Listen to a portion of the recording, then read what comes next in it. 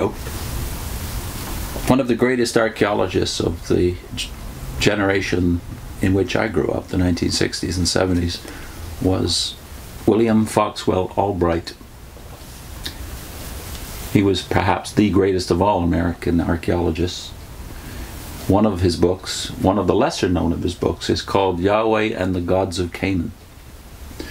And in this book, Yahweh is contrasted to the gods of the lands, not only the land of Canaan in which the Israelites were to live, the promised land, but also with the gods of Egypt, the land from which the Israelites came.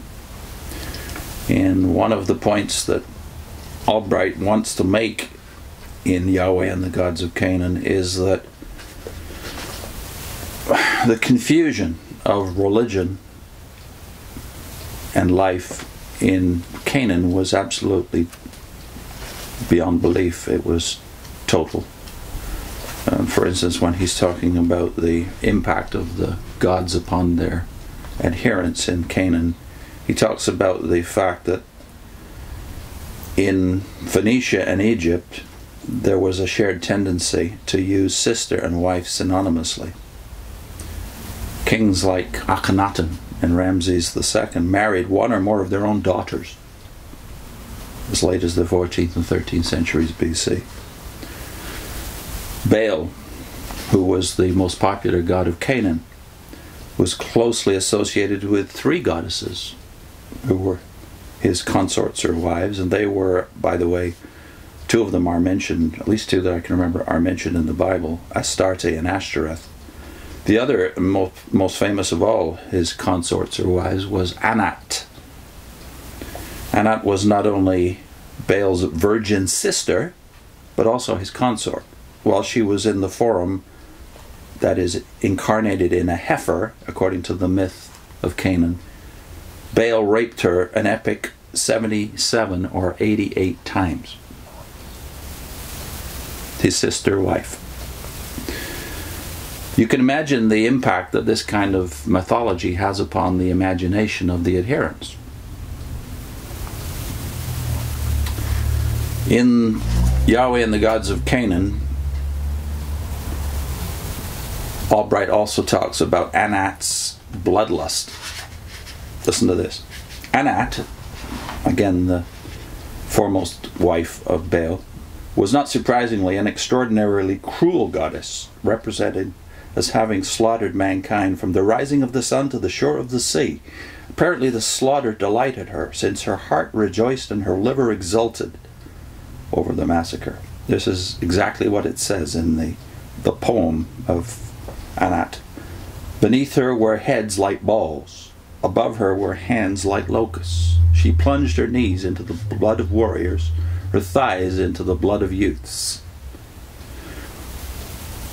This might remind some of the stories about the Hindu goddess Kali, also called Durga, and her bloodlust.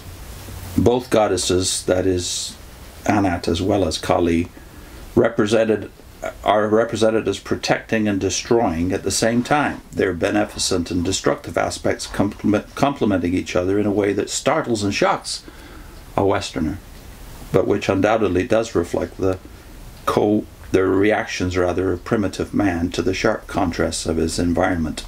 Anat, again, according to her myth, found the dead body of Baal, and in one tablet that's been published in the last 2 generations, it says, while Anat walked along lamenting the beauty of her brother, how fair, the charm of her brother, how seemly, she devoured his flesh without a knife, and drank his blood without a cup. Apparently, she was carrying her gruesome burden as she devoured it.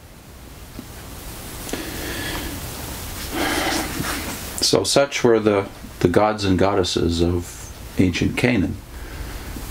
This is relevant because, of course, we are walking into a time now that excuses itself and its extremities and enormities, but somehow feels that the nation of Israel, in entering the Promised Land some 3,000 years ago, was guilty of genocide in exterminating the culture of Canaan.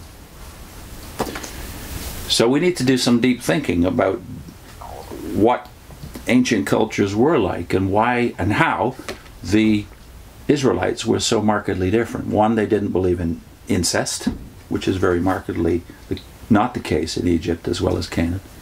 Second, their God was not somehow tying together the cults of sex and violence. Their God was not one who gloried in war, but rather was a God of peace. The key word of the Hebrew Old Testament, if you wanted to pick one, you could probably not do better than the word shalom, which was not just peace as absence of war, but was also well-being. Israel was not encouraged to glory in blood nor in sex. Sex was part of the covenantal relationship between man and woman, which itself mirrored the loyalty and unity of God and his faithful covenant relationship with Israel.